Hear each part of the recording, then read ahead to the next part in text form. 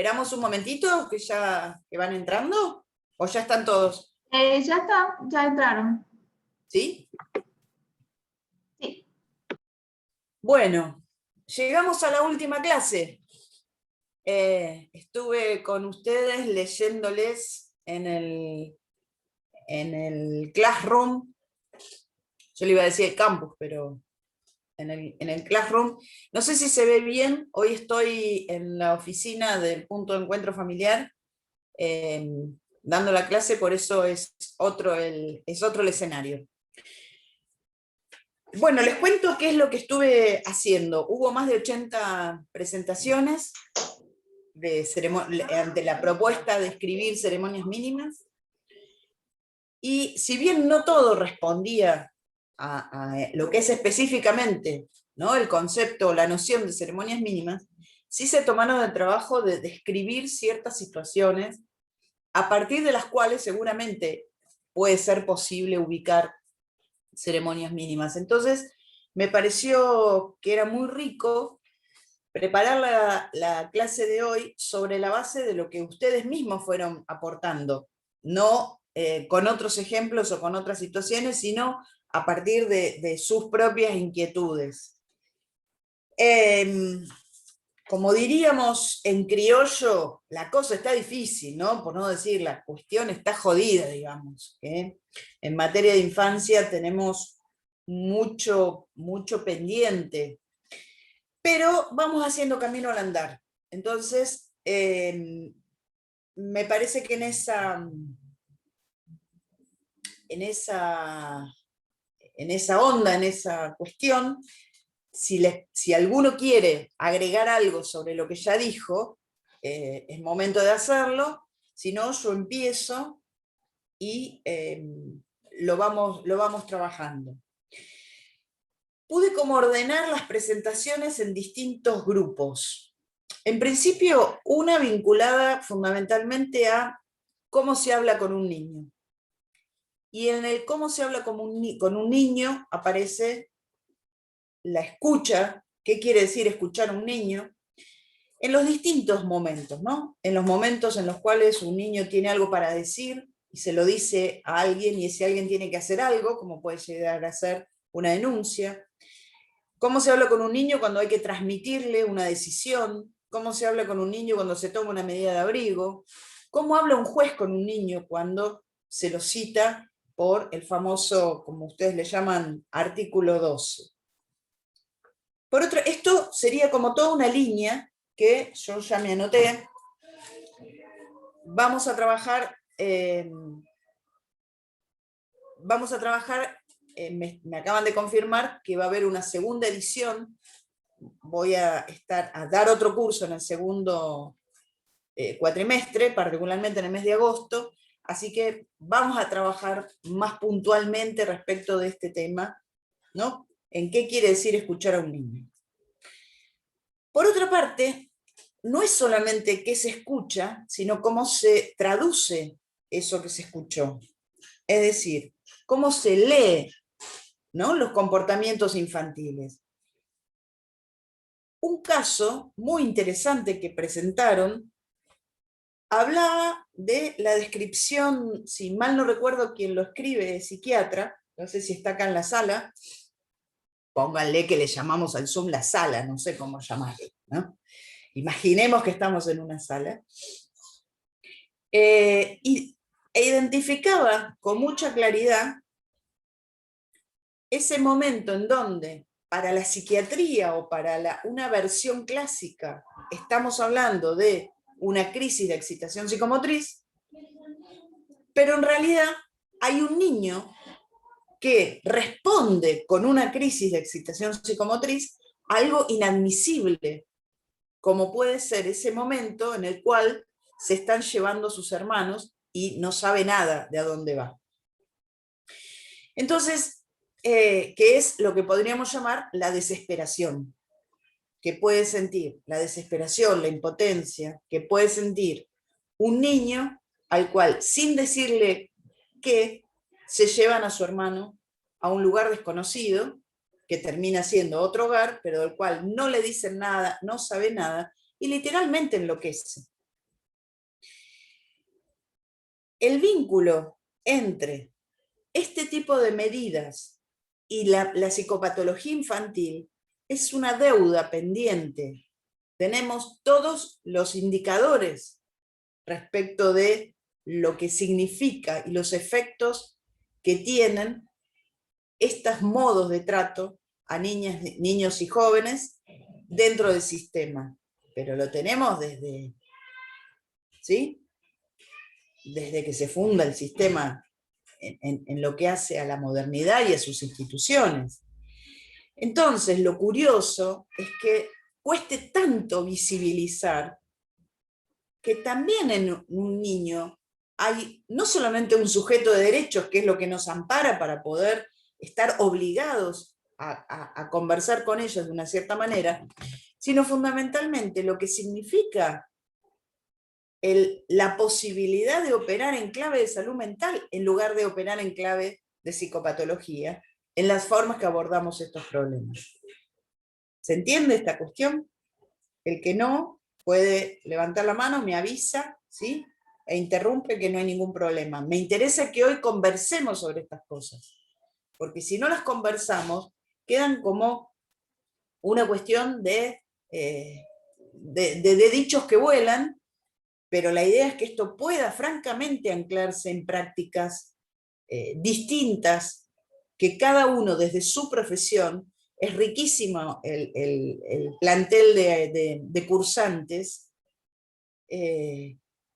Tenemos psiquiatras, tenemos abogados, tenemos funcionarios judiciales, tenemos psicólogos, trabajadores sociales, gente de educación. Entonces, me parece que este abanico, ¿no? de cursantes, de gente interesada en este momento, en estos temas, abre a oportunidades, abre a chances, abre a alternativas, abre a que cada uno podamos pensarnos desde nuestras prácticas y a partir de ahí hacer algo distinto. Porque lo tercero que aparece, ¿no? Y que lo tomaron muchos, es esta cuestión de la carta marcada, ¿no? De saber la que se viene, de tener claro que esto es algo como crónica de un desenlace anunciado y pareciera que sobre ese punto no tenemos otras alternativas.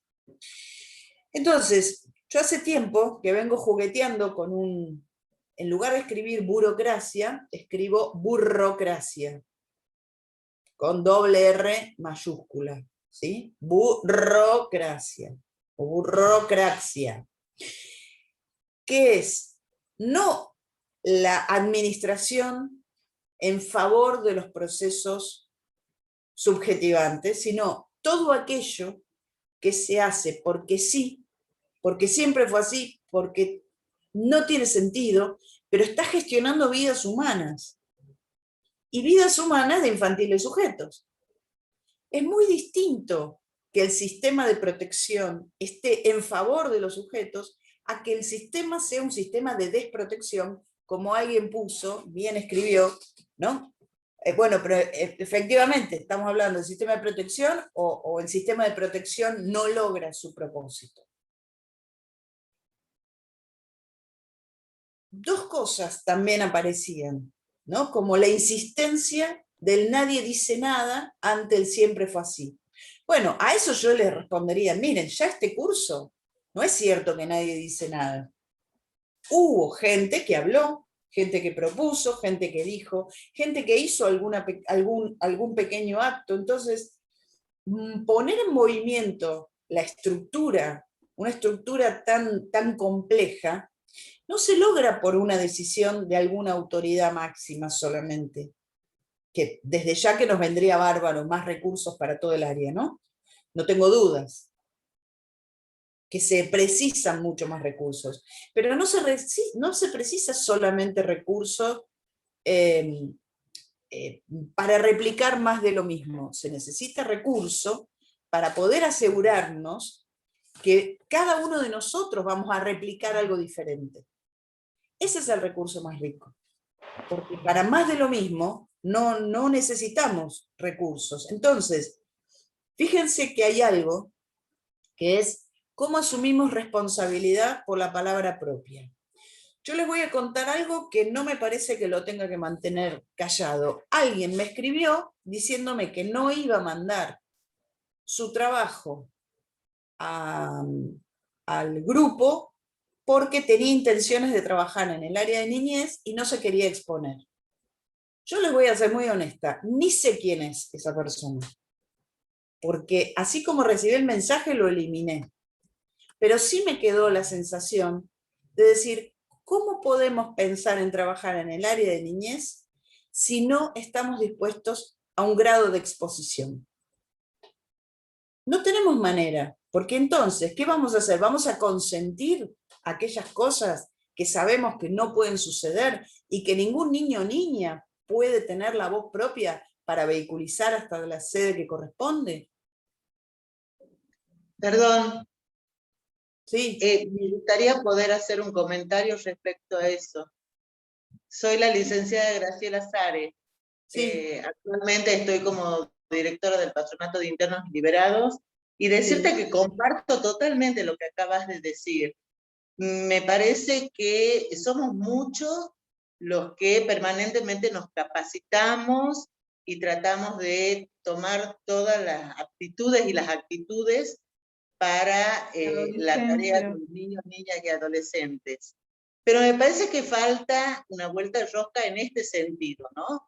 En el ejemplo que estás dando vos sin nombre, de cómo también desde nuestras prácticas nos acomodamos en una zona de confort, ¿sí? Desde el hacer, con un discurso totalmente distinto, y por ahí ese discurso está cuando nos oyen todos, ¿no?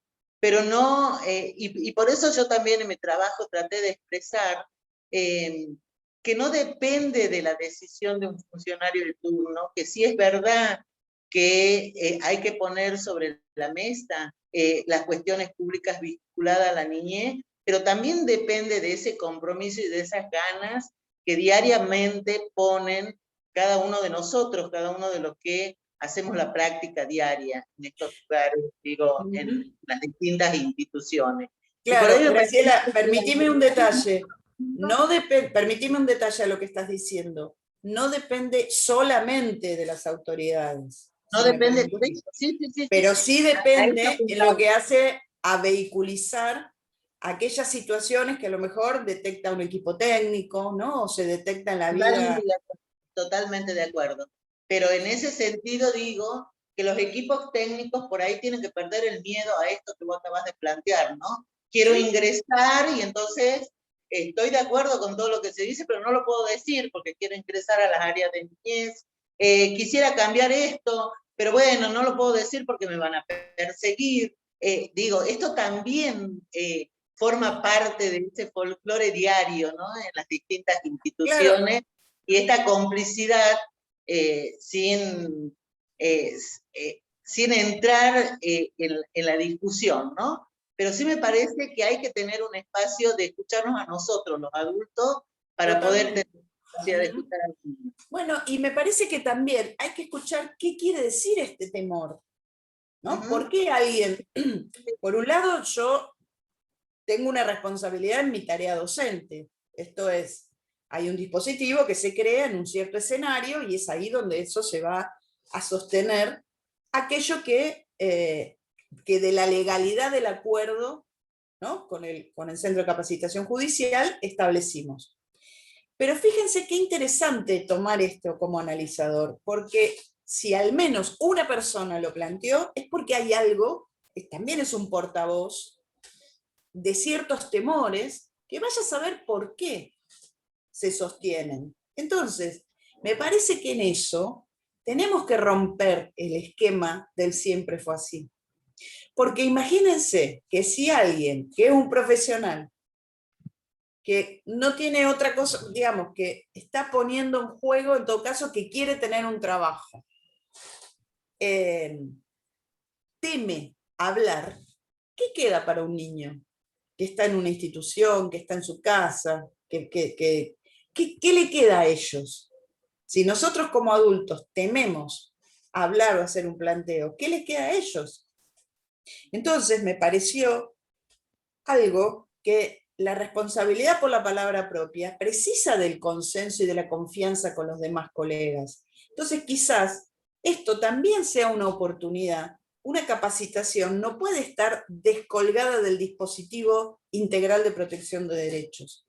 Esto es un punto desde el cual es como una especie de pequeño laboratorio en donde, bueno, nos ponemos a conversar sobre nuestras dificultades, sobre las formas teóricas que pueden estar en juego, sobre las investigaciones, pero también, esto que vos decías, Graciela, tiene que aparecer ustedes como sujetos, actores directos de las prácticas que llevan adelante. En cada quien, en cada una de las profesiones que desempeña, en cada uno de los lugares. El efecto multiplicador de eso es tan maravilloso que no hay con qué darle. Las ceremonias mínimas tienen un poder, las ceremonias mínimas tienen un poder de actuación que desparrama, porque conmover con dejar de silenciar un tema, rápido se pone todo en movimiento. De hecho, me llegó por casualidad, en unas vueltas, vieron esto que muchas veces me llega información de distintos tipos, que saben que investigo en el tema, me llegó unas recomendaciones, me llegaron a mis manos, unas recomendaciones de hace muy poquito tiempo, ¿no? Creo que del mes de abril, no recuerdo la fecha, de la Defensoría General de Derechos de Niños de Nación, o sea, de todo el país, una serie de recomendaciones muy importantes para la provincia de Tucumán. Búsquenlas ustedes, y si no, se las cuelgo en la página, si alguien las quiere acceder a eso, porque es muy interesante, porque hay un montón de temas que saben qué es lo que me llamó la atención y por eso se los cuento. Disculpe, doctora. Tiene que ver con lo que ustedes planteaban como ceremonias mínimas. Es decir, que lo que ustedes detectan, ahí vamos, Luciana, lo que ustedes detectan como ceremonia, desde sus ceremonias mínimas, coincide con la apreciación global de la provincia de Tucumán, desde la Defensoría General de Derechos de la Niñez, firmado por Marisa Graham, ¿se entiende? Por Esto favor, es lo que es colgala, tan Mercedes. interesante. Luciana, ¿qué decías? Sí, disculpe que la moleste y la interrumpa. A mí me estuvo tocando desde que inicié la facultad. Me tocó trabajar con distintos abogados y últimamente trabajé con el doctor Ruiz y resulta que me tocó uno de los casos en donde vi una menor que ya había sido asistida, o sea, había ido un asistente social y la chiquita estaba en condiciones muy, muy o sea, muy feas, había un desperdicio, la madre también, y yo le preguntaba a mi jefe, al doctor Ruiz, qué es lo que se podía hacer. Entonces me decía hablar a un asistente social, pero la madre iba a tener problemas, a lo cual no es la primera vez que yo veo esto, de que hacen la vista gorda con respecto a los niños. Aún es más, hice un trabajo para el doctor Roldán Vázquez y cuando fui a averiguar de qué se trataba el tema de niñez, me dijeron que era todo vidrioso y que no me podían dar una explicación de cómo se trataba. Entonces, eh, en mí está formarme para el niño, ¿sí?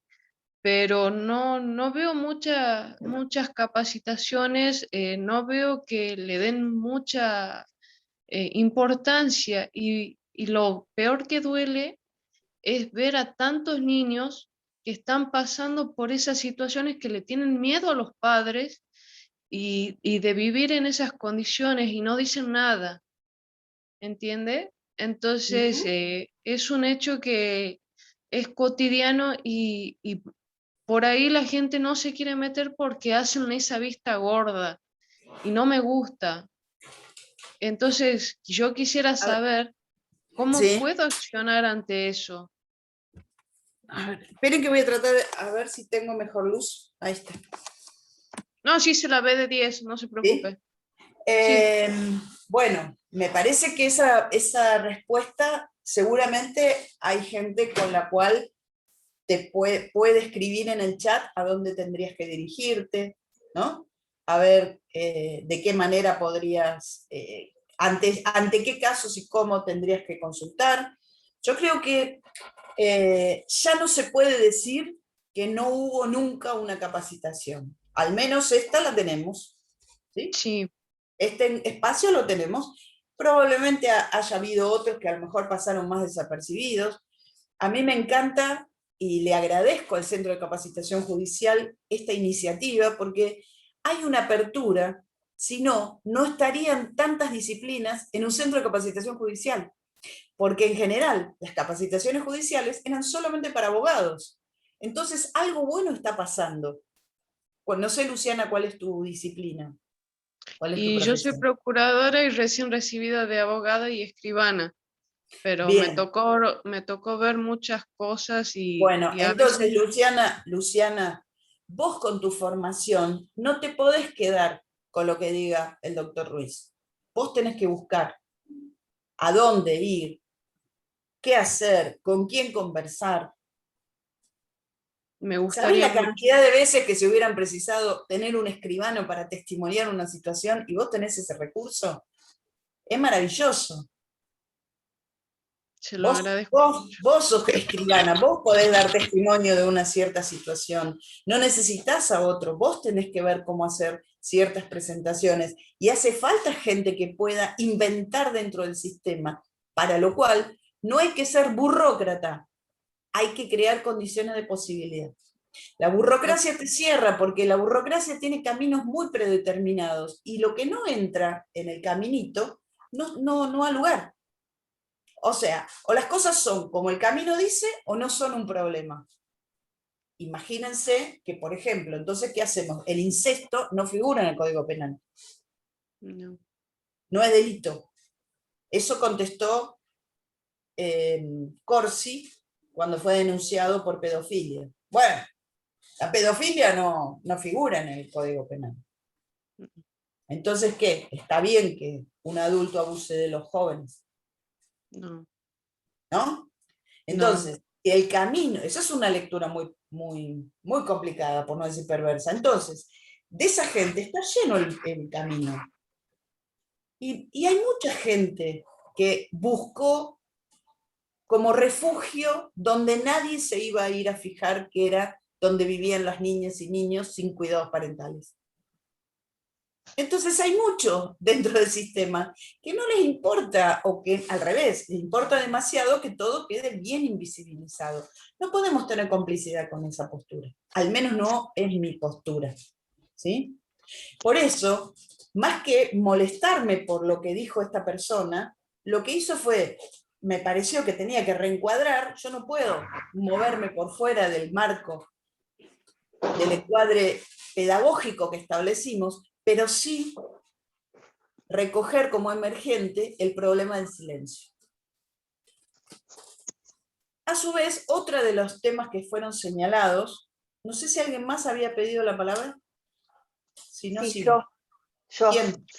Alejandra. Alejandra Scavini, ¿sí? Y si, sí, no sé si se me Alejandra, ve. Sí, contanos desde qué lugar profesional hablas.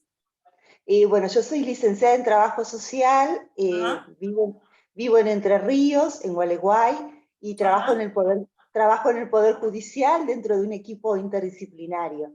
bien. Por ahí escuchaba, bueno, lo que usted planteaba y lo que han planteado algunas de las participantes.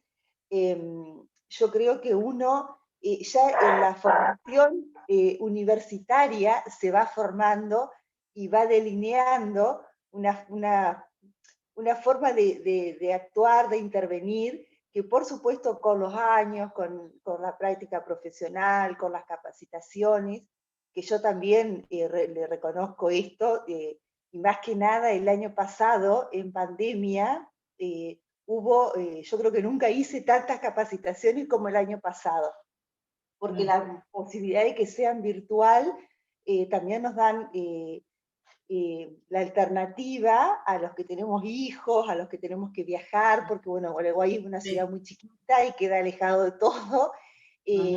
la posibilidad de haber hecho muchísimos cursos de muchas temáticas diferentes.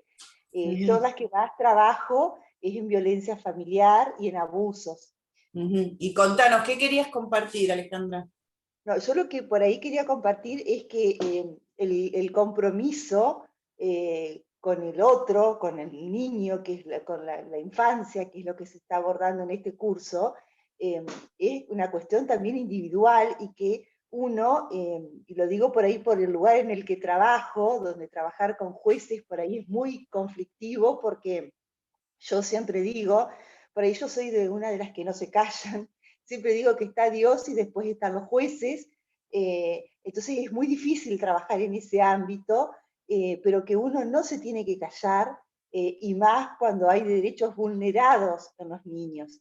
Nosotros con mis compañeras lo vemos a diario, lo dejamos reflejado en los informes, y si los jueces no acuerdan con lo que nosotros ponemos, nosotros igualmente lo planteamos.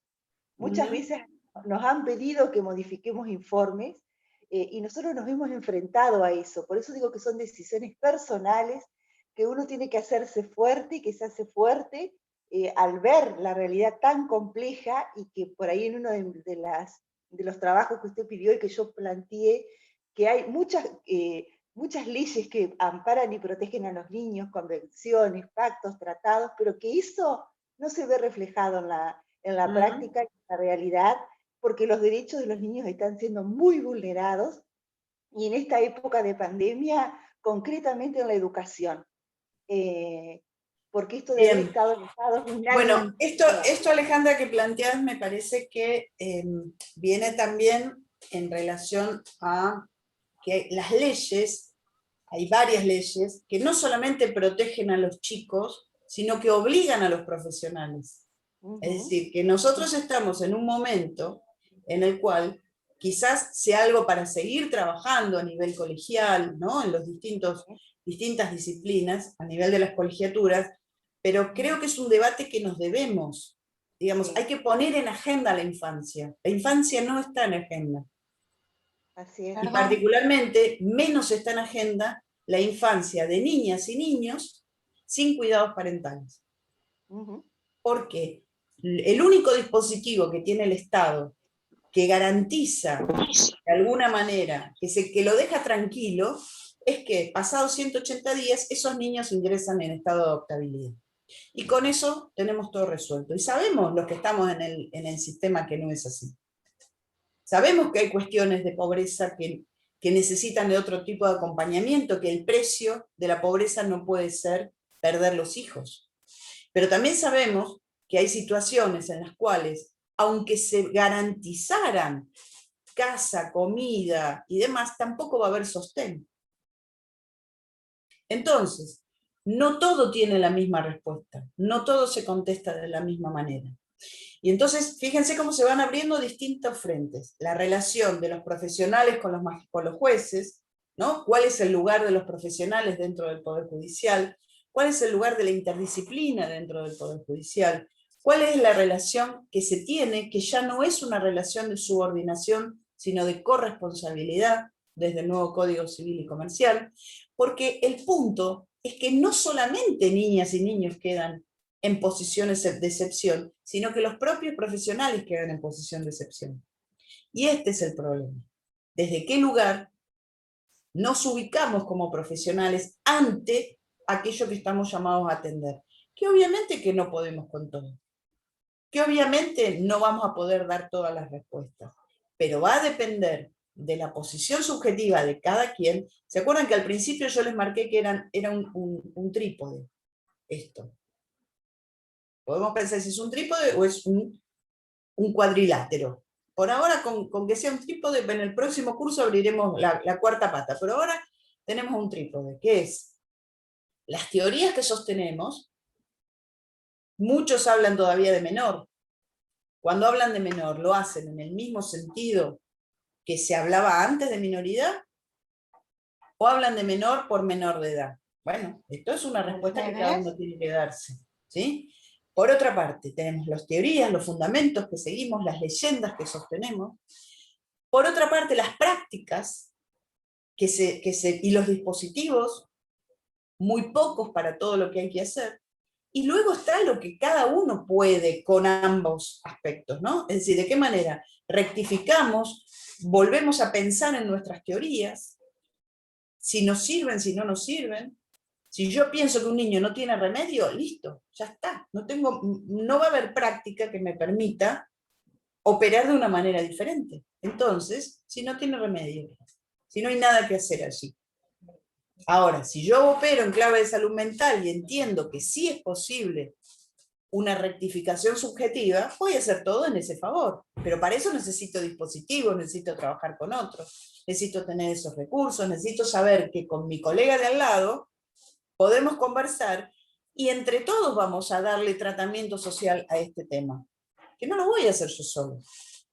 Necesito saber que en el equipo tengo un psiquiatra o una psiquiatra con la cual, si es necesaria la medicación, voy a poder apelar. Pero también que si me encuentro con un chico que está sobremedicado, va a saber cómo acompañarme para que esto se vuelva a un estado en donde no sea el estar dopada la manera en la cual alguien pueda tramitar algo distinto, porque a lo mejor lo que tengo que hacer es hablar con ese chico, es contarle dónde están sus hermanos, es organizar un encuentro, es armar las cartas como apareció dentro de las hermosas ceremonias mínimas, ¿no? Armar una comunicación, crear la red que permita sostener.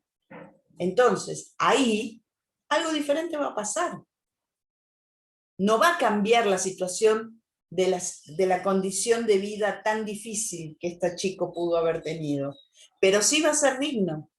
Entonces, el problema no siempre es solo la condición del punto de partida, sino qué hacemos todos nosotros para dar trato y tratamiento social a ese problema.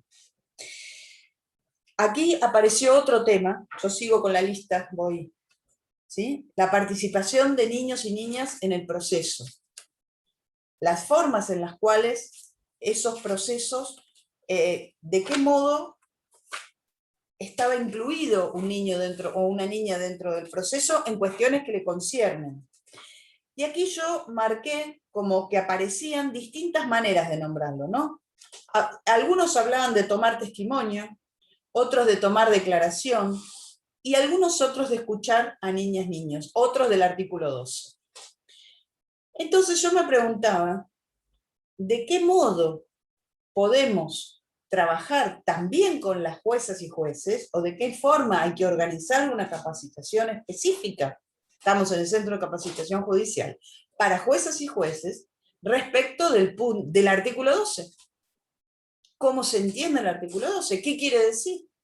¿Puede un juez de manera directa hacerlo o precisa un chico estar creándose todo un camino para poder estar listo para hablar con un juez? Esto es un debate. Esto es un debate. Que no necesitamos tener la respuesta hoy. Lo que sí necesitamos respondernos es que no es lo mismo que un niño declare, ofrezca testimonio, ¿no? Hable, y que lo que tiene para decir sea discutido o sea escuchado en la dimensión que para ese niño y esclarecido en la dimensión que para esa niña o ese niño puede llegar a implicar. Otro tema que apareció muy importante, ¿no? Y que es respecto de los informes. Alejandra, vos lo mencionabas recién, nosotros escribimos los informes. Bueno, no entiendo quién te puede pedir que se cambie un informe.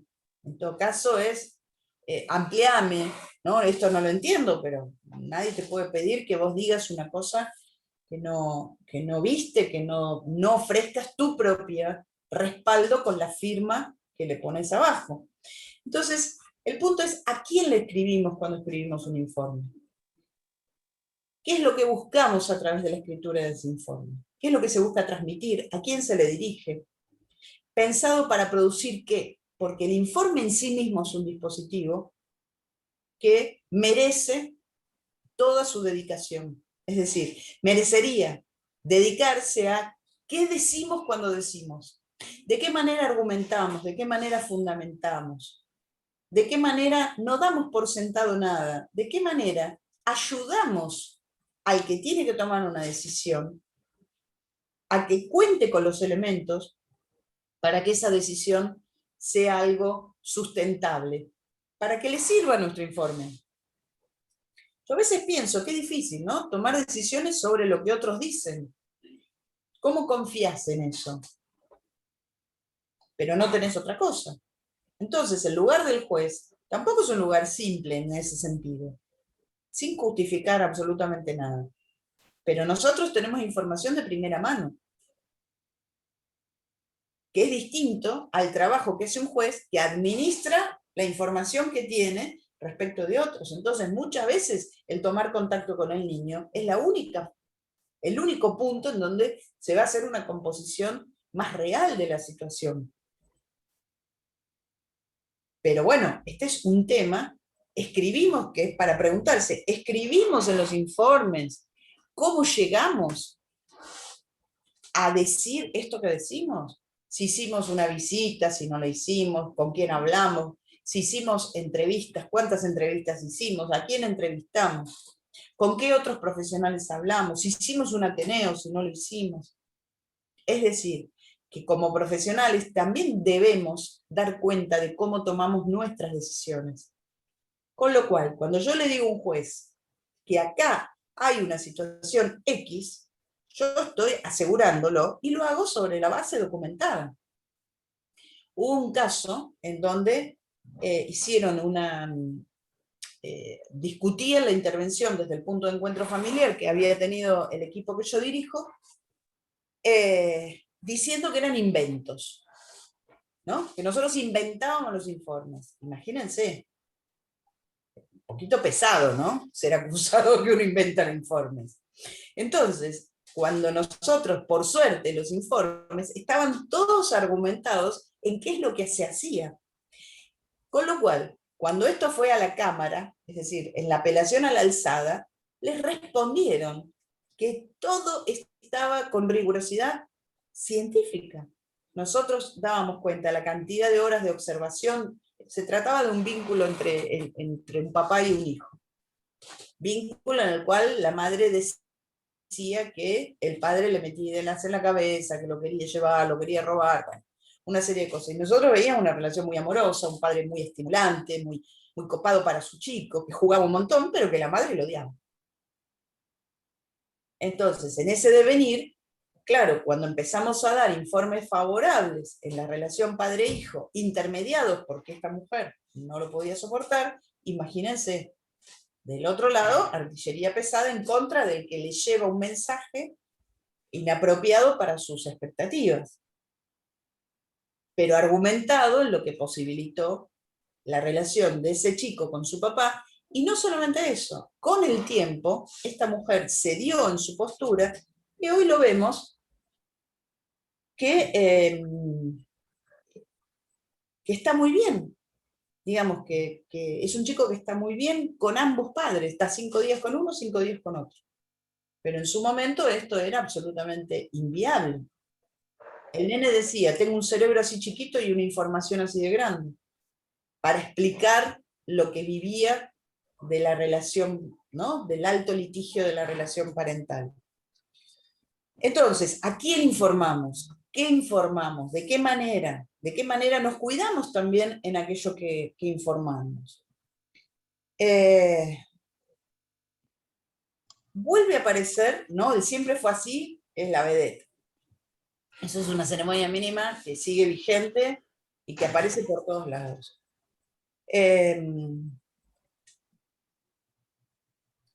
Las costumbres institucionales aparecen también dentro de aquello que describen como en la permanencia de una lógica carcelaria en la organización institucional, ¿no? Bueno, dice, ¿por qué a las 7:30 de la tarde los chicos ya se tienen que ir a dormir, por ejemplo? ¿Por qué levantarse un feriado a las 7 de la mañana? Bueno, de ese tipo de cosas siguen apareciendo. Insiste, como una gran preocupación, el no hacer de los profesionales, que tiene que ver con esto que estábamos hablando, ¿no? Es decir, que se observaría un recurso, una posibilidad de tener interferencias, es decir, de tener injerencia que por motivos que no están claros permanecen pasivos. Fíjense que es distinto a que se diga, porque no apareció de esta manera la falta de recursos, no apareció como falta de recursos. Hace 20 años atrás, cuando yo escribí Infancias Públicas, en realidad responde a una intervención del 97-99, que me llevó varios años poder escribir y publicado en 2004. Es decir, que tiene 20 años, 22 años. En aquel momento, el problema, y si ustedes ven la encuesta que está al final, al personal, fue la primera y creo que única encuesta que se hizo en el país de relevamiento, por lo menos en la ciudad de Mar del Plata, de qué formación tenía el personal del área, ustedes van a ver que casi todo el personal del área eran personas que en muchos casos no tenían terminado el secundario, y en muchos otros, en un 40%, no tenían terminada la escuela primaria. Si hoy hacemos un relevamiento, no es así la respuesta que vamos a tener. Hay muchos profesionales, en aquel momento no había profesionales. De 380 personas, me parece que eran, había 40 profesionales. Hoy no es así. Sin embargo, hay cosas que no se modifican. Entonces, lo que en aquel momento se decía, el área va a cambiar cuando tengamos la ley, ya tenemos la ley, y cuando haya profesionales, ya tenemos muchos profesionales. Y el área no cambió. Entonces, evidentemente, se nos está escapando la tortuga, digo. Hay algo que viene pasando que no es, precisamente, no le estamos embocando. Pero yo les puedo asegurar que las cosas se modifican cuando desde lo mínimo empiezan a producirse otros efectos, casi desde el caso a caso, de cada quien. ¿Mercedes? ¿Sí, Coti? Perdón, no, en esto que vos estabas diciendo, me parecía como un gran ejemplo del poder multiplicador de las ceremonias, y porque además de una ceremonia mínima que se ha producido a partir del curso que es lo de las cartitas en el hogar. Eras vos, bueno, vos dijiste, te develaste. Era Coti Carvajal la que había presentado las ceremonias mínimas de las cartas. Sí, éramos hermosa ceremonia mínima, te digo. Sí, me parece... hemos podido armar un buzón, pero lo que me parecía que venía al ejemplo y a pensarlo, es que a partir de todo esto que se ha generado y el sinfín de cartas que nos han empezado a llegar de los chicos, también nos han llegado cartas de un camarista acá en Tucumán. Ajá. Que era algo como impensado, que siempre aparecía este dicho de él, no se puede hablar con los camaristas no hablan, o sea, alguien del equipo técnico no se puede dirigir directamente a un camarista porque están para otras cosas, y la verdad que ha sido maravilloso cuando le hemos podido explicar, por supuesto que desde lo teórico y desde los efectos que eso tenía en estos niños, en este grupo de hermanos, por lo cual nosotros nos estábamos comunicando con él, incluso tomando el atrevimiento de comunicarnos con él, saltando la etapa formal de enviar un informe, y lo estábamos haciendo de esa manera tan expeditiva. Cuando ha llegado la carta de él, en donde les ha podido escribir a cada uno eso que ellos estaban pidiendo, y cómo eso de alguna manera... ¿El camarista le escribió a cada uno de los chicos?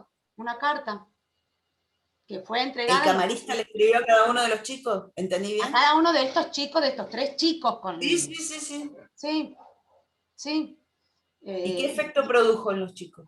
Y no sé por qué lo hemos entregado ayer, y no hemos podido hablar con ellos porque están aislados, pero han sido entregados la carta del camarista en el buzón, junto a las otras cartas, junto a la información que a ellos les llega, con un sobre, ¿no? Y bueno, como una ceremonia mínima, digo, el efecto multiplicador hacia dónde también va llegando, porque ya no se trata solamente de la trabajadora social y la psicóloga escribiéndole cartitas a los chicos, porque no nos podemos ver porque están aislados, sino también cómo se han ido generando movimientos hacia afuera, hacia los familiares que no están pudiendo venir y nos mandan las cartas y las imprimimos nosotras, o le transmitimos, le transcribimos la información en una cartita escrita, o bueno, incluso un camarista, que era algo que hubiese sido impensado, y que de hecho durante toda la pandemia estaba como la repetición de esta cosa de es imposible, bueno, imposible eso, dirigirse directamente, ¿no?, a un camarista para poder explicarle incluso el valor que tendría para ese niño o esa niña que él les hable, que él les escriba, que él ponga puño y Bueno, Coti, letra. si me permitís, entonces a mí me gusta llevar las cosas siempre una vuelta más. ¿Quién te dice que dentro de las, ya te digo, hay en este momento 224 personas en este curso? ¿Sí? ¿Quién te dice que alguna de las 224 personas de este curso le cuente a los jueces y juezas de la ciudad que es posible habilitar espacios para revisar estas cosas y que probablemente hay un montón de chicos que están necesitando a lo mejor leer más rápido un expediente, a lo mejor acercar una nota? Acá hay un juez que hace poquito ha asumido que le escribe los oficios en forma de carta a los niños, nos manda un oficio de manera formal al equipo o al hogar y un oficio para el niño. Y los efectos son, pero abismalmente distintos. Totalmente, totalmente. ¿Por qué? Porque el chico quiere hablar con su juez. Es su garantía, es su respaldo. ¿Saben lo que significa que la ley le ampare a un niño? Incluso no hace falta que se lo traduzcamos nosotros, porque le habla como un niño, le escribe. Pero, claro.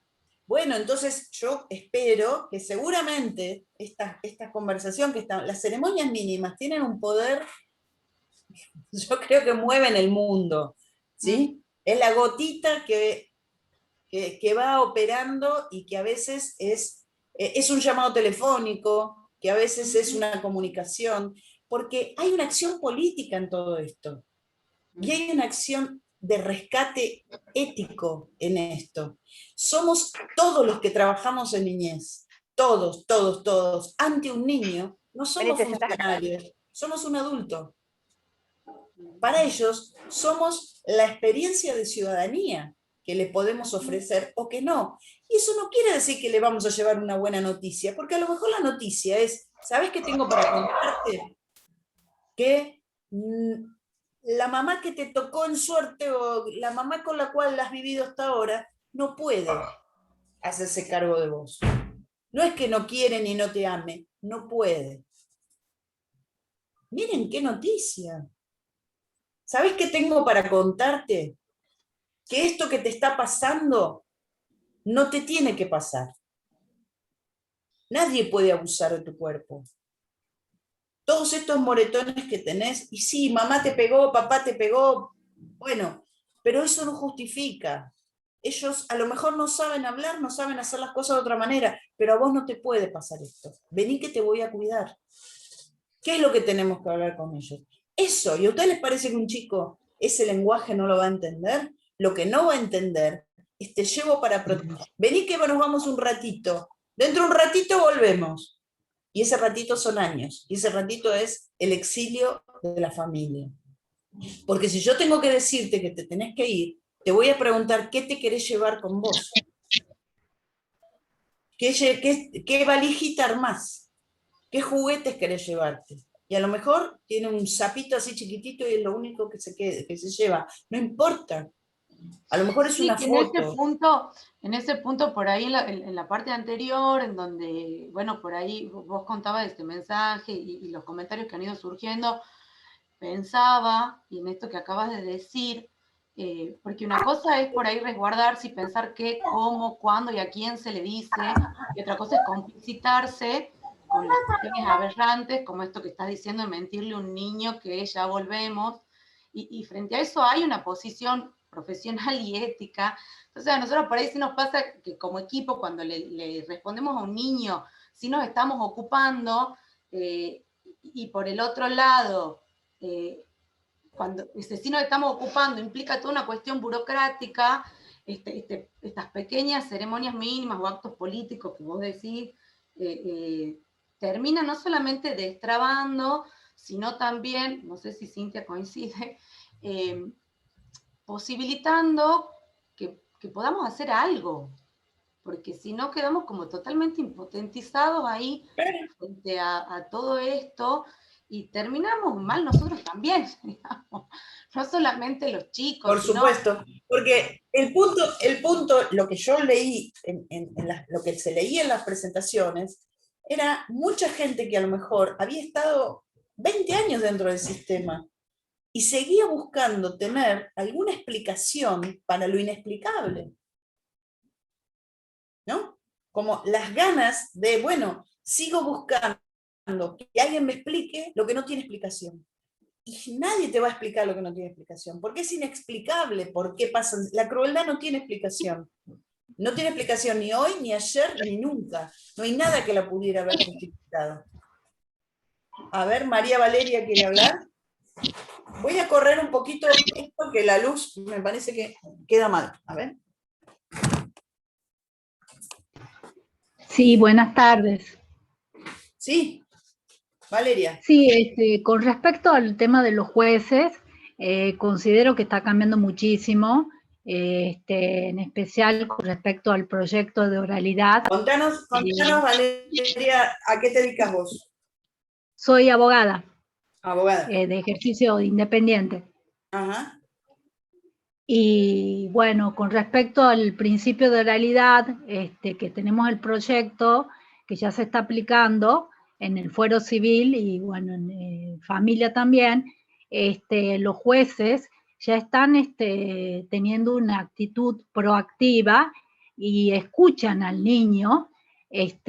Por ejemplo, los otros días escuchaba una charla de una jueza, una camarista de segunda instancia, que ella mencionaba con respecto a una situación de una chica de 23 años que estaba en situación de vulnerabilidad y que había sido, había tenido una menor de edad y se encontraba con una situación de pobreza y le había dado a la menor de edad, a su niña, a la sala cuna. Y entonces la jueza le escuchó a la mamá de la menor y estaba en una situación crítica y en un estado de tristeza absoluta. Entonces pudieron, el mismo juzgado, pudieron conectarse con la familia de origen o sea, con la abuela de Misiones, la trajeron a la abuela y pudieron hablar con la abuela que no tenía conocimiento de esta situación y de este modo lograron que la abuela,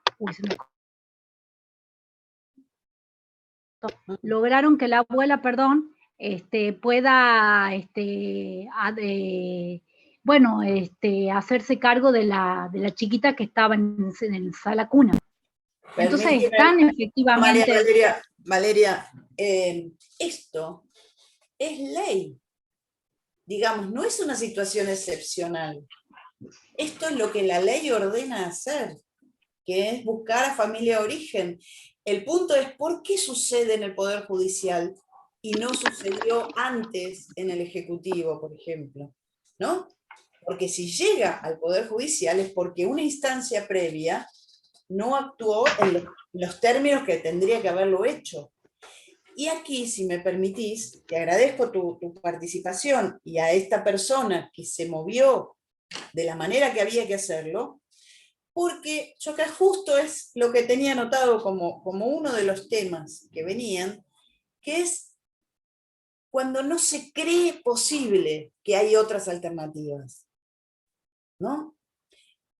Vuelve a aparecer la palabra menores, no son menores, son niños y niñas, son bebés, son hijos e hijas. Si yo digo menor, homogeneizo toda una situación y despersonalizo lo que va pasando.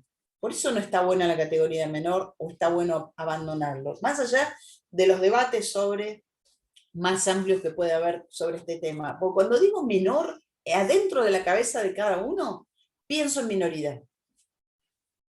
No pienso en un niño que está perdiendo a su mamá. Y lo que significa la tristeza para esta chica perder a su bebé por no tener recursos para mantenerlo. ¿Saben por qué? Porque para los menores la respuesta es, bueno, ¿viste? Toda la vida ha pasado esto. Toda la vida pasó esto, que se vayan a trabajar. Y bueno, lo hubiera pensado antes, escuchame. Ahora ya es tarde, ¿viste? Ahora ya es tarde. Al hecho pecho. Esas son las respuestas. Si yo pienso en una mujer joven de 22 años que está perdiendo a su hijo por pobreza, es otra la lógica. Porque la tristeza es doble. Es de parte del bebé y de parte de la mamá. Cuando las cosas están bien, ¿me entienden? Porque cuando las cosas están mal, porque no todas las mujeres que han parido o que paren un bebé son mamás. Y eso también hay que considerarlo. No toda mujer está dispuesta a la crianza y vale respetar eso. Pero hay una asociación entre tener dificultades y perder los hijos naturalizados que es crítico. Es crítico. Entonces, desde ahí, me parece que hay cuestiones que tenemos que revisarnos en nuestros propios valores, en los propios consentimientos a qué es buen trato, qué es maltrato, los consentimientos respecto de lo cruel o no cruel, qué es crueldad. La crueldad tiene un problema terrible, que es que acostumbra, mal acostumbra, naturaliza, y parece que fuera, esos ruidos son una mamá que se está encontrando con su niño, que están corriendo por el pasillo. ¿Esto qué quiere decir entonces? ¿Qué consentimiento hay respecto del maltrato? Porque es más preocupante el consentimiento respecto del maltrato que el maltrato en sí.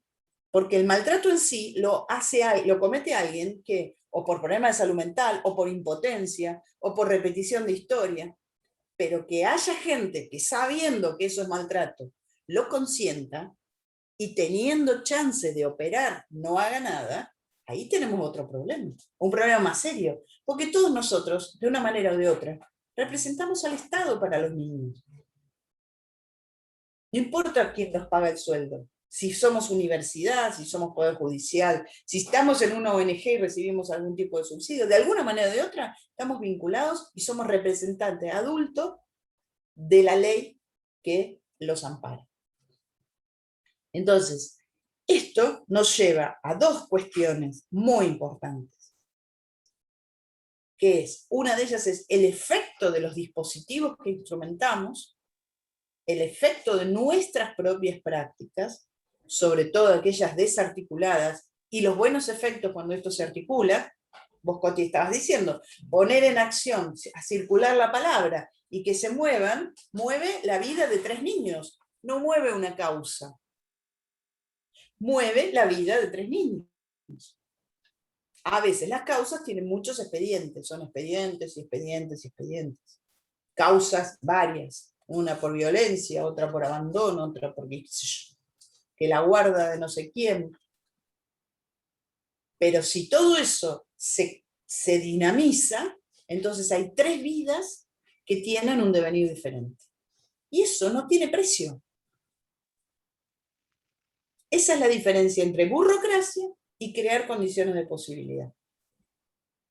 Porque aquí volvemos sobre un tema que cada día a mí me parece más difícil abordar en un curso y más difícil de definir, que es a qué cada uno le llama violencia. ¿Qué es violencia para cada quien? Porque el umbral de tolerancia es tan distinto que para algunos una palabra maldicha es algo inadmisible y para otros flores de golpizas, palizas o el propio incesto no es violento.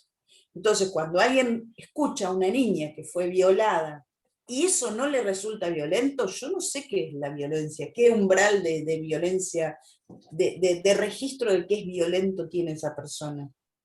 Por lo pronto no puede estar trabajando como un efector para un niño.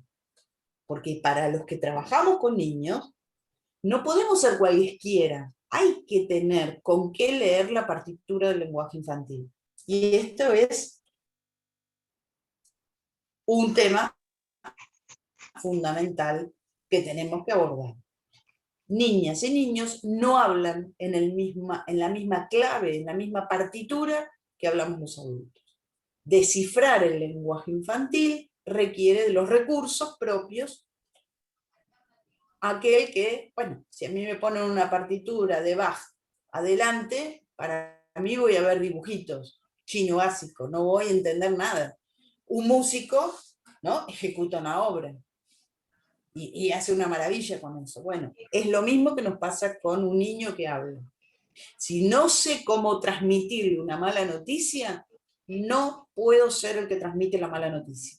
Tengo que buscar quién está dispuesto a dar la noticia. Y a su vez, esa mala noticia, entre todos, la tenemos que elaborar. ¿Qué le vamos a decir? ¿Cómo se lo vamos a decir? ¿De qué manera? ¿En qué momento? ¿Se la vamos a decir toda junta? ¿Se la vamos a decir por parte? ¿Le vamos a dar tiempo a pensar? Porque cuando las noticias caen como balde de agua fría, también produce la sola noticia un hecho traumático. Mercedes, Entonces, sí, Dolores. ¿cómo estás? La verdad es que yo cuando presenté el caso... Contame digamos, tu ubicación. Yo soy Dolores Suárez Larrabure, yo trabajo como mediadora en el Poder Judicial. Te conté en la presentación una mediación penal juvenil, soy la primera mediadora penal juvenil. Sí. Pero además trabajo con niños en las escuelas, digamos, hago mediación educativa en las escuelas. Ajá. Y me parece muy importante esto que estás planteando, y es lo que yo siempre digo, cómo escuchamos al niño, y qué bueno que es el recurso lúdico para poder trabajar con ellos. Entonces yo te he traído algo para mostrarte, que no lo planteé en el trabajo, porque como es un curso donde hay una gran cantidad de personas involucradas con el ámbito judicial, a veces no tenemos idea de la repercusión que hay en la escuela, de la violencia y del conflicto por el que pasa el niño. Entonces, nosotros trabajamos con esto, mirá, son unas mochilitas que tienen distintas caras. Los ¿no? emoji, sí. Claro, que tienen caras de enojo, que tienen cara de tristeza. Entonces les damos a los chicos unas caritas con la cara de enojo, de tristeza. Entonces ellos de tercer grado a sexto grado escriben atrás qué los enoja, qué los pone triste. Cuando llegan los ponen en esas mochilas y esto a nosotros nos permite hacer un diagnóstico respetando la privacidad y luego hacemos el diagnóstico del conflicto y trabajamos con cada niño. Cuando son más chiquitos, les llama mucho la atención esto, entonces van y dicen con el equipo que trabaja conmigo qué los enoja, qué los pone triste. Y en ese momento la inteligencia emocional, como nos pasa a veces a los adultos, no distinguimos bien si estamos enojados o si estamos tristes por un hecho. Y el niño puede manifestar, por ejemplo, me pone triste cuando me tocan la cola. Entonces ahí se prende la luz de emergencia del equipo, trabajamos en equipo con los equipos psicopedagógicos y con el gabinete de la institución educativa. Y de alguna manera esto también son pequeñas ceremonias por las que ellos llevan su dibujito, lo dejan en la mochila y luego tienen que tener una devolución. Otro de los temas es que nosotros, recién le escuchaba a Coti, cuando el chico está esperando, vos le decís, estamos haciendo, nos estamos ocupando, y él quiere que vos le contés, ¿cómo te estás ocupando? ¿Qué estás haciendo? ¿No? Bueno, pero ahí también, Dolores, está algo que creo que es muy importante, no solamente relevar los niños que están padeciendo esto, sino de qué manera se trabaja con los adultos. Porque hay algo endémico respecto del trato, ¿no?, de la sexualidad infantil.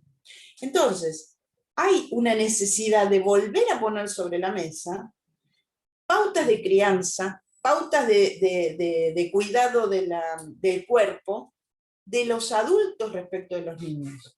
No solamente cuando ya es tarde, sino por qué no tienen ni que tocarle la cola, ni tocarle los pechos, ni violentar su intimidad. Que esto es necesario hacerlo con los adultos, porque hay muchos padres y madres, y tíos y tías, que tienen naturalizado que esto vale. Entonces, si nosotros queremos operar en distintos niveles, también tenemos que, no en el nivel, yo no creo que esto sea preventivo, sino que es informativo. ¿Sí? Esto es, a ver, lo que se puede hacer y lo que no, dirigido a los adultos.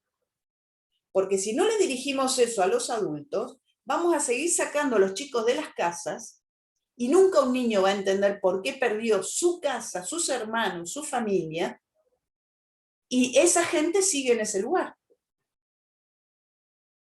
Entonces, nosotros lo que tenemos que ver es cómo rompemos la llave de Mandala, cómo rompemos la estructura clásica del dispositivo de minoridad. Porque sigue pasando lo mismo de hace 50 años. Sacamos a los chicos de la casa y las personas siguen desarrollando las mismas prácticas.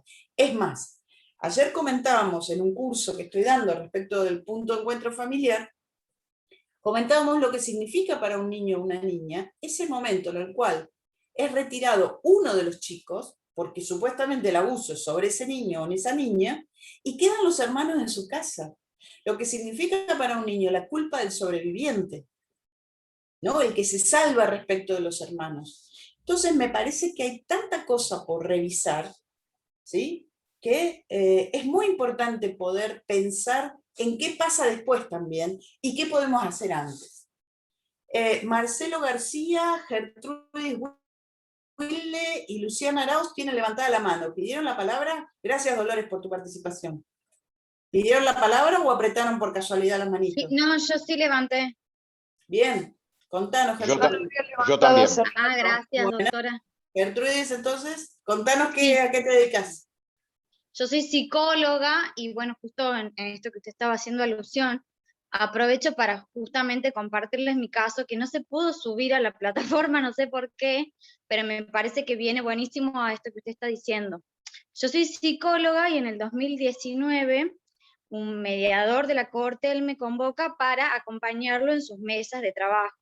Si bien la Corte acá en Tucumán tiene un registro de comediadores, el hecho de que ellos, digamos, soliciten, es como que enlentece todo el proceso para ellos. Por eso el mediador toma la idea y la iniciativa de ofrecerlo él de forma gratuita a las partes. Al ofrecerlo de forma gratuita a las partes, es como que es muy novedoso acá esto en Tucumán, pero él es el que las invita a las partes y les ofrece este servicio.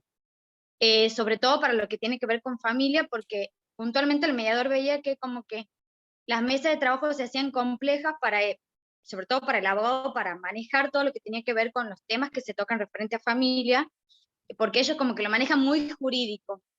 Y yo, bueno, cuando él me convoca, le había comentado en el caso, que no sé qué pasó, que no se subió, pero me parece que viene en alusión a esto que usted decía, de una mediación en donde a la mesa de trabajo llegan papás por el tema de alimentos de sus hijos. Y en la mesa de trabajo es como que empiezan a salir como cuestiones como muy íntimas de la pareja parental, de la vida familiar, y la mediación se hacía eterna, que eso pasa muchas veces, o sea, la mesa de trabajo se hace muy larga, porque empiezan a salir como temas como muy delicados para esa familia, digamos. Y con el mediador es como que vemos que, bueno, los abogados ellos van discutiendo los distintos, qué sé yo, porcentajes de cuánta plata se van a pasar o qué días se van a ver, pero la pareja parental, por ejemplo, traía como los papás de estos niños, era un niño de 7 años y un adolescente. Es como que traían muchos temas muy íntimos de ellos a la mesa. Ponían en boca de los chicos muchas cosas que a nosotros es como que nos hacía ruido y no queríamos dejarlas pasar. Entonces convocamos un segundo encuentro, una segunda mesa de trabajo, en donde vemos que la familia, o sea, estos papás se van como muy cargados de esa mesa de trabajo, pero con ciertos puntos jurídicos resueltos para ellos, o sea que para ellos como que estaba todo bien. Cuando vamos, digamos, al otro encuentro, donde ellos logran hacer su acuerdo, generan ellos un convenio creado por ellos de mediación en cuanto a alimentos, en cuanto a y en cuanto a toda la parte, digamos, que sería legal, nosotros terminamos percibiendo que todos estos temas de la vida familiar, de la vida de una familia que se exponen, necesitaban una cierta como ecología, una cierta, como una cierta información de los papás, de por un lado limitarlos a ellos, en el sentido de un buen trato entre ellos. Tratar de redondear, así pueden participar los otros también. Buenísimo. De un buen trato entre ellos, sí. De un respeto entre ellos, sobre todo verbal, que eso, o sea, lo veíamos que se podía traducir hacia los chicos, y después también que logran ellos diferenciar lo que correspondía a la pareja parental de lo que correspondía al compartir con sus hijos, y sobre todo a muchas cuestiones que sobre todo se dan acá en Tucumán, que tienen que ver con que la mujer y la madre está como muy, que se esperan ciertos comportamientos o ciertas, es como que es muy, Tucumán es muy quedado en el tiempo, en ese sentido, se espera que la madre esté en la casa todo el día, que el niño... ¿Y no cómo sea lo como vinculas con lo que estábamos hablando? ¿A qué voy? A que al mediador se le ocurre, lo conversamos, de que por más que ellos habían llegado a un acuerdo, porque el acuerdo era jurídico y lo presentaban después para ser homologado en el juzgado que a ellos les correspondía, hacer un seguimiento, o sea, convocarlos a que nos viéramos 6 meses después y con las pautas que se habían trabajado, ellos nos cuenten si les había ido bien, más allá de lo jurídico, más allá de si se pasaban o no se pasaban el 15% de alimentos, sino que ellos puedan justamente ver que la mediación no había quedado, digamos, contemplada lo netamente jurídico. La cuestión es que cuando nos encontramos 6 meses después, en febrero del 2020, antes que empiece la pandemia, era una pareja parental, si bien estaban separados, cada uno vivía en su casa, era totalmente distinta. Es más, o sea, en el propio padre, que acá el hombre es como que es muy rígido, era totalmente distinto el trato hacia la mamá.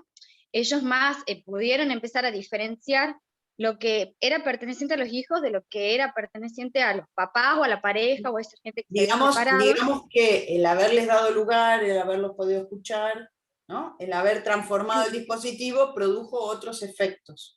Y ellos generaron ellos mismos en ese volver a encontrarnos un anexo que pudieron agregar a su acuerdo de mediación que ya estaba homologado.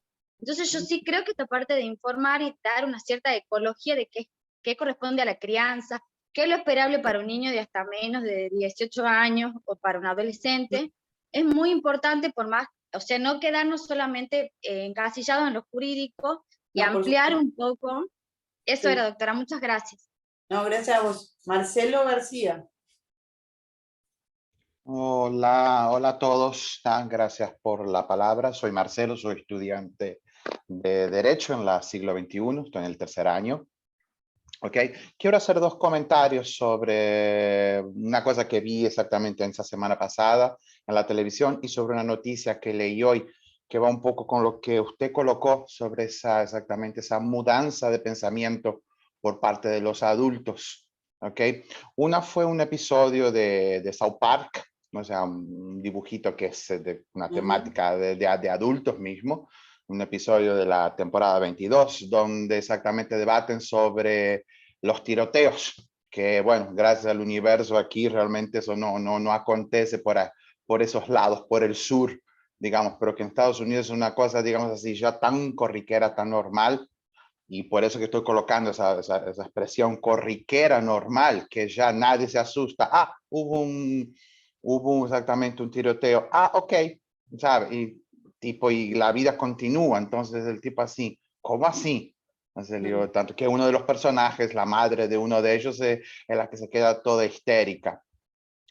La segunda fue noticia, y disculpen porque sé que es una noticia un poquito chocante, que la leí hoy, está en una página ahí, se llama Contexto Tucumán, una página de noticias de aquí de la provincia, que habla exactamente sobre una madre de 23 años, por casualidad en Estados Unidos, porque madre soltera, que vivía sola ella y sus hijos, que ya la familia exactamente, las primas exactamente notaban que ella ya no estaba bien y había sido madre de gemelos hace poco tiempo, y descubren hace unos 2, 3 días atrás que sus hijos que tenían 45, 46 días, ella los había matado exactamente colocándole desinfectante en la mamadera y después los ahogó en agua caliente, ¿sabes?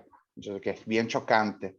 Y bueno, y ahí veo la noticia, exactamente escrito esa cosa sobre la prima diciendo, porque yo presentía, digo, que algo iba a acontecer, pero no me moví por causa de eso. O sea, bueno, colocan sus motivos. Y ahí yo, o sea, hoy estaba pensando sobre todo eso, digo así, ¿hasta qué punto exactamente vamos a continuar exactamente teniendo esa posición pasiva? Y cuando digo, no solamente los que trabajamos en derecho o en psicología, o estamos dentro del área de niñez o no, estoy diciendo como sociedad en general, que no despertamos y vemos y no mudamos exactamente esa forma de pensar, de decir, bueno, como no me afecta a mí, no me voy a mover, no voy a hacer nada, no son mis hijos, ¿sabe? Y después solo voy a reclamar, si hubiera hecho algo, pero no lo hiciste.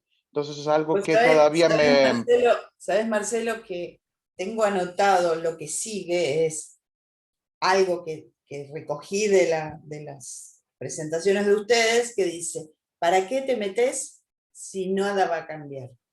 Justamente, exactamente, vinculado con esto, bueno, ¿quién dijo que no va a cambiar? Interferir que algo trágico suceda, también eso es que algo cambie. Sí, yo solo para terminar, para que usted continúe con su disertación, que por señor es fantástica, me encanta mucho, ¿tá? Yo sé que yo de mi parte, yo sé que voy a hacer lo posible para cambiar. Voy a aportar mi grano de arena por menor que sea, exactamente. No me voy a quedar parado, ¿sabe? Muchas gracias. Bueno, linda propuesta, ¿no? Para empezar a cerrar. Luisina. Sí, perdón que estaba con el micrófono apagado. Yo trabajo en la dirección de familia y vengo escuchando las clases, vengo anotando algunas cuestiones, pero hay algo de hoy que me ha llamado muchísimo la atención. Usted hablaba con relación a los recursos que había antes, recursos formales que tenemos hoy en día. Es real. Sí. Pero ahora, usted trabajando con esto, ¿cuántos casos cree que un técnico puede abordar? Ya sea o por grupo familiar o por niño, porque por ahí decimos, la cantidad de técnicos ha subido en el último tiempo. Sí, es real. Pero la cantidad de casos se ha multiplicado abismal y no hay técnico que pueda abordar la cantidad de casos que tiene. Nosotros acá en Tucumán, cada técnico tiene entre 70 y 100 casos para abordar. Imposible. Cuando hablamos del abordaje, hablamos de las articulaciones con salud, de las articulaciones con educación, de todo lo que implique poder tratar de que el niño vuelva con su familia de origen y, fortalecerla a la familia, como también ver si se agotan todas las instancias, buscar una familia alternativa. Esa por un lado. Y por el otro, por ahí, que no todos están capacitados para poder hablar con los niños, es real. Me ha pasado hace poco niños que por ahí, los más grandes, tienden a retirarse de las instituciones que tenemos nosotros. Entonces me siento a hablar con dos de ellos y me dice, yo quiero volver con mi papá, y el otro me dice, yo quiero volver con mi mamá. En lo que estaba hablando con ellos, le explico cuál era la función de la dirección de familia, porque para ellos era solamente buscarle otra familia, y cada uno en su lugar, uno me dice, sí, porque mi mamá se ha ido lejos y nos ha dejado, y mi papá trata de hacer todas las cosas por nosotros, y sabemos que el padre no tiene muchos recursos. Y el otro me contesta, sí, mi mamá se droga mucho, pero yo quiero estar con mi mamá. Entonces, ¿hasta qué punto por ahí no le hacemos entender bien a los niños por qué ellos están dentro de una institución o por qué estamos trabajando con ellos? Y para ellos nosotros los sacamos nada más. Y no es así. Totalmente. Bueno, Luisina, me parece que esa es una pregunta tan necesaria, tan necesaria. Necesaria en varios sentidos. ¿Cuánto cuesta una intervención judicial? ¿Cuánto le cuesta al Estado una intervención judicial? ¿Y cuánto cuesta al Estado una intervención institucional? ¿Y cuánto cuesta al Estado, cuánto menos le cuesta al Estado, si hay profesionales que articulan y desactivan esos temas?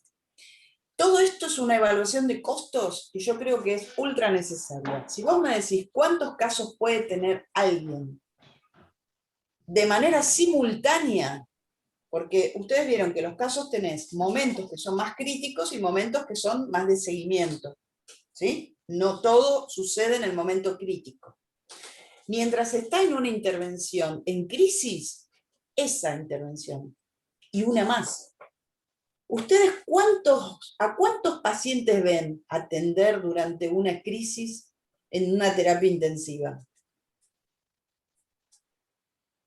¿Cuántos pacientes atienden en terapia intensiva en una crisis vital simultáneamente a un médico? Uno. Ese no puede estar atendiendo a dos. No puede poner un respirador de este lado y un respirador del otro. Atiende ese de manera integral, ¿no? Entonces hay un equipo que atiende ese de manera integral. Cuando ese pasa, hay distintas formas de organizar un servicio. Algunos lo organizan, bueno, el que tomó la medida de abrigo y después sigue otro. Entonces son todos los que toman medidas de abrigo. Se queman los profesionales. Bueno, la verdad que eso es la realidad que está por lo menos en la dirección de familia actualmente. Es esta realidad de es inabordable. 100 casos es inabordable. No hay cómo hacerlo. Entonces, decir que hay ese recurso o decir que no hay nada es más o menos lo mismo. Porque hay un montón que se van a quedar colgados. Exactamente, y después terminan explotando los casos que no se pueden abordar en tiempo y forma, porque realmente los equipos, y me ha pasado ver que por ahí dicen, los equipos técnicos no hacen buenos informes. A veces vos te sentás con el técnico y el técnico ha hecho 1.000.000 de cosas por la familia o por el niño, y en realidad a veces no tiene tiempo para hacerlo. En el punto de encuentro familiar, que es un dispositivo en el cual es atípico porque, bueno, las personas están ad honorem, lamentablemente, y espero que eso por corto tiempo más. Cada quien está entre 5 y 10 horas semanales, nadie tiene más de 5 casos en total. No hay cómo sostener más casos. Entonces, si vos me decís que esa gente va a trabajar más días, yo te digo que haga otra tarea. Yo te digo que haga otra tarea. Porque si hace la misma tarea,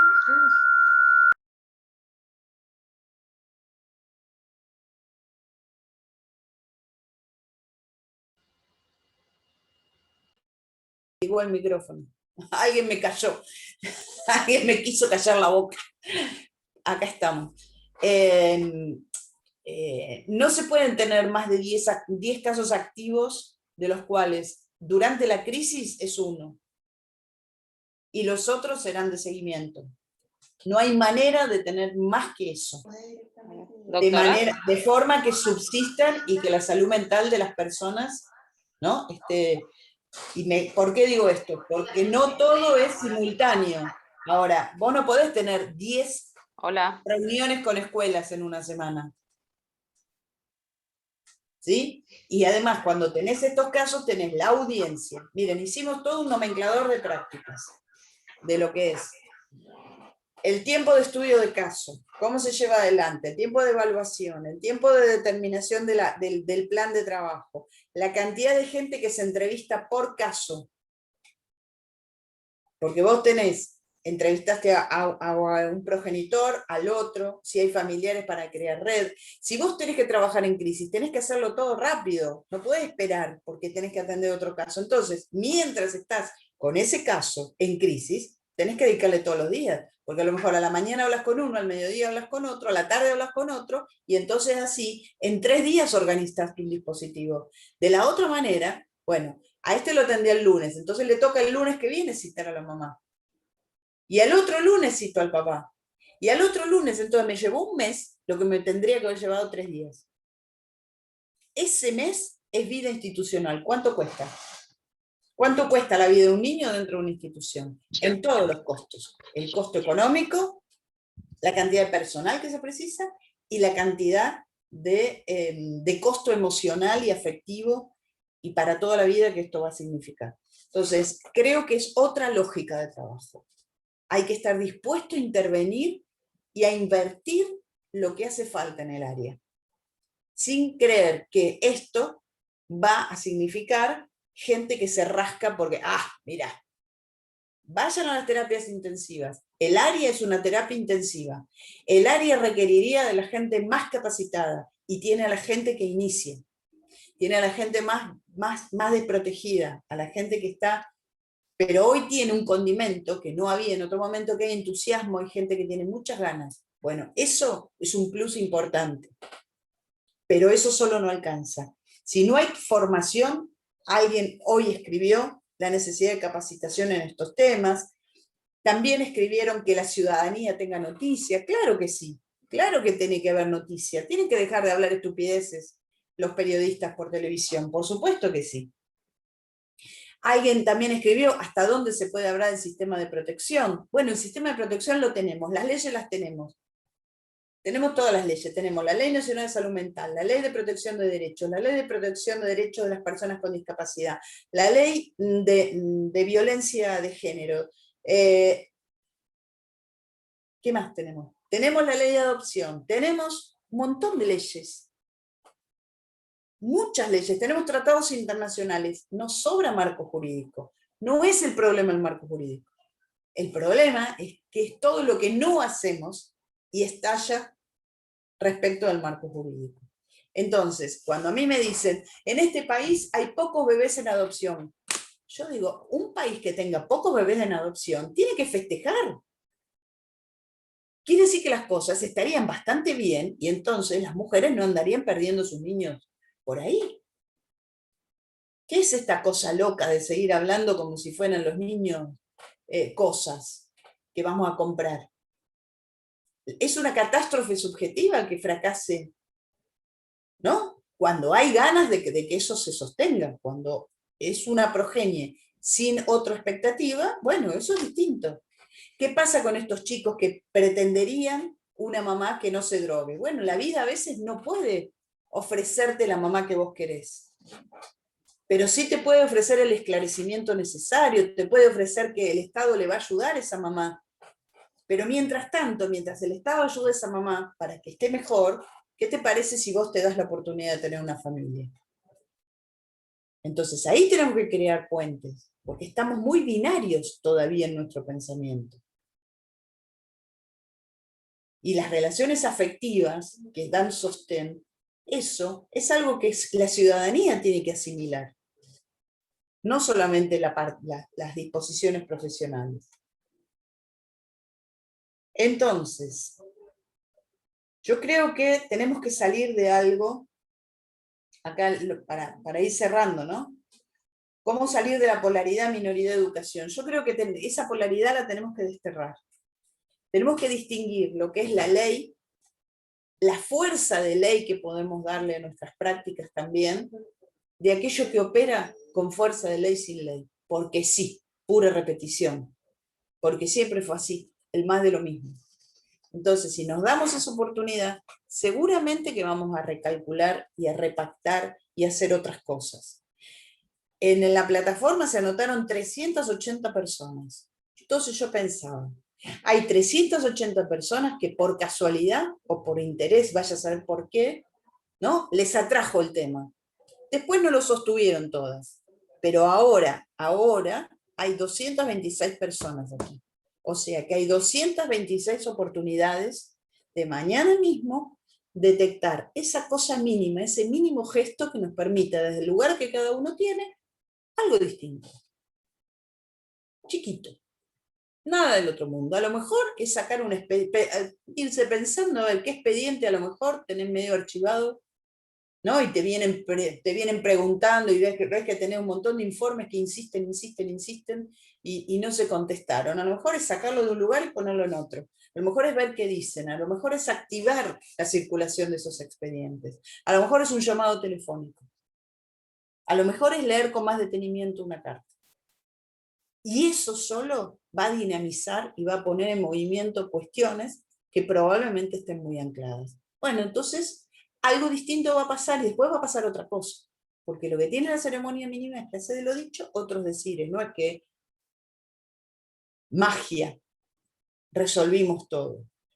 Y vuelvo a decirles, los temas que tenemos y las noticias que tenemos para darle muchas veces a los niños, o las noticias que ellos tienen para darnos a nosotros, son todos temas difíciles. Son todos temas que son muy complejos, son todos temas que, si tomamos las mochilas que Dolores les aporta, ¿no? No le puso, porque hay que ponerle también carita contenta a los chicos, ¿no? ¿Por qué solamente las mochilas tristes y enojados? Pónganse, espero que tengan también caritas contentas, porque en la vida también hay caritas. Ah, bien, ya, porque también hay cosas que nos ponen contentos, ¿sí? Bueno, yo les voy a dar una noticia que hoy me puso muy contenta. Mi cuarto nieto va a ser un varón. Así que quiero Felicidades. Gracias. Joaquín. Felicidades. Entonces, eso también hay noticias de la vida, ¿no? Que nos pueden poner contentos. Entonces, yo les agradezco esta participación tan amplia que han tenido.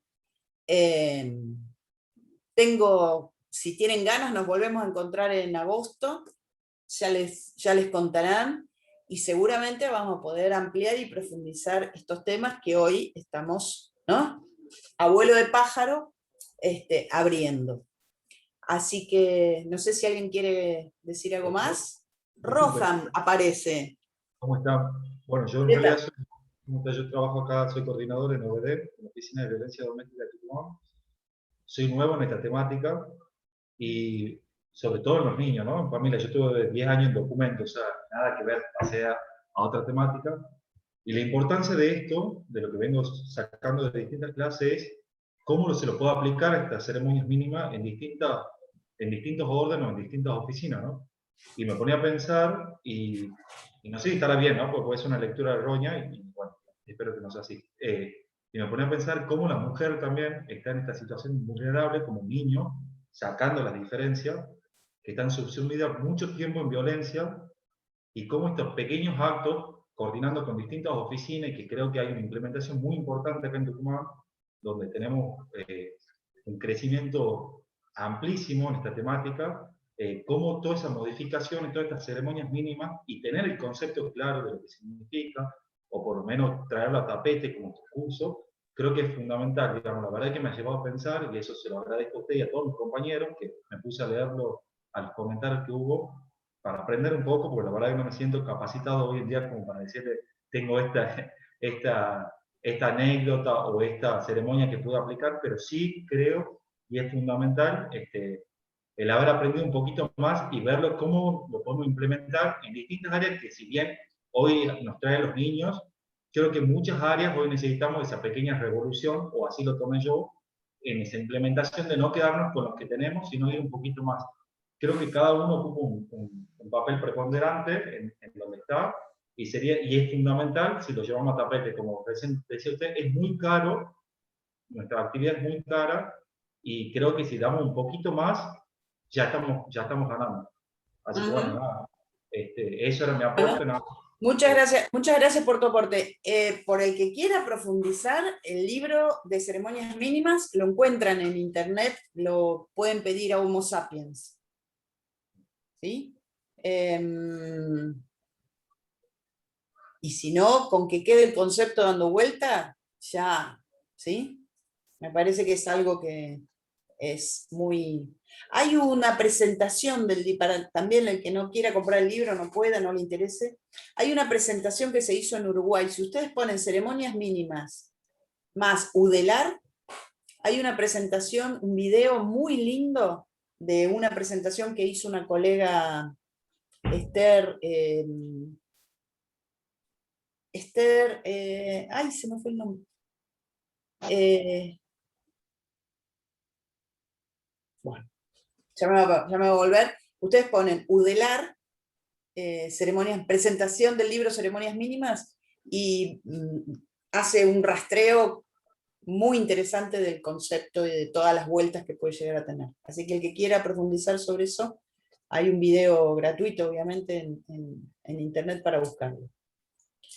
Bueno, gente, ¿vamos cerrando? ¿Puedo hacer una pregunta? Sí. Con respecto a la colega, a la compañera que estudia psicología y que fue llamada a presenciar una mediación,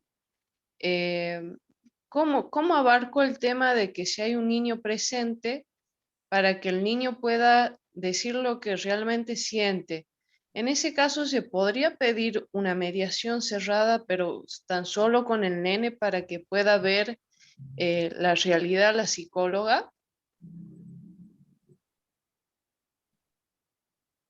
Trabaja con audiencias privadas en la mediación cuando eso acontece, para que la psicóloga, no conozco el caso este porque la joven, digamos, Wilde no es comediadora. Nosotros tenemos un registro de comediadores y el comediador obviamente tiene una reunión privada con el niño. Okay. Los papás esperan afuera, la mamá, el papá, el que estuviere, para que el niño pueda expresarse, y también lo hacemos, por supuesto, desde el contexto en que trabaja un niño. El niño no necesariamente va a decir todo con palabras, trabajamos mucho con los dibujos, con distintos test que tenemos 2 o 3 psicólogas que trabajan con nosotros.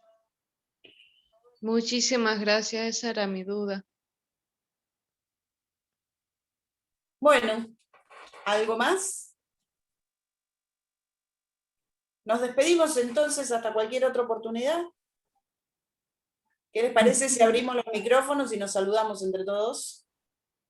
Muchas gracias, Mercedes. Gracias por todo. Gracias, hasta la próxima. Gracias. Gracias, doctor. Muchas gracias. Hasta luego. Felicitaciones. Hasta luego. Esperamos en el curso. Hasta luego. Hasta luego. Muchas gracias. Muchas gracias, hasta luego. Adiós. Hasta luego, muchas gracias. Chao, Hasta luego.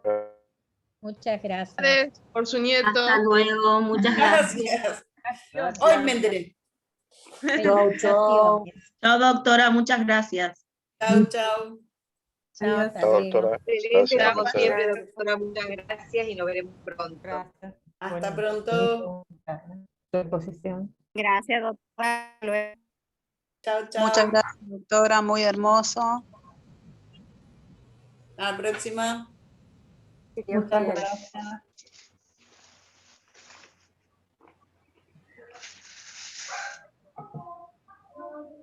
Muchas gracias, doctora, gracias. Adiós, adiós. Chau, chau.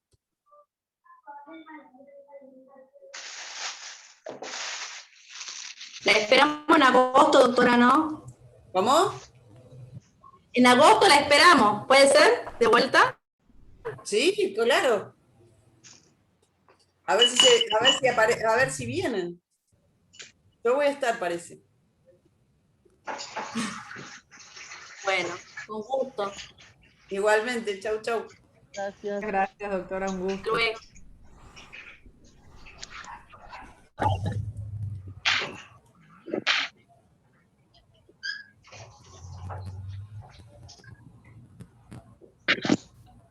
Se van yendo así a poquito, como en las puertas de salida, ¿vienen? Que se hacen los cuellos de botella.